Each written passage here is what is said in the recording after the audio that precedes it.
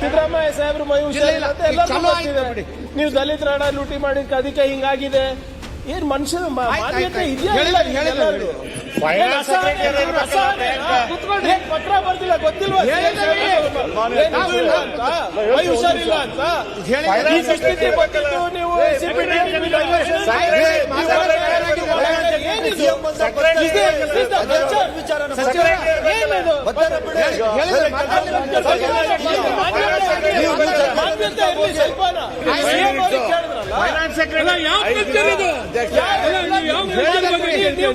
ಸರಿನಾ?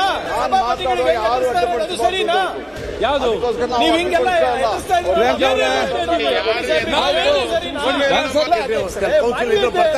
ಆಯ್ತು ಕೊಟ್ರ ಸಿಎಂ ಅವ್ರು ಯಾವ ಆಯ್ತು ಅವ್ರು ಏನಕ್ಕೆ ಯಾಕೆ ಪ್ರತಿಯೊಂದಕ್ಕೆ ಉತ್ತರ ಕೊಡ್ತೀರಿ?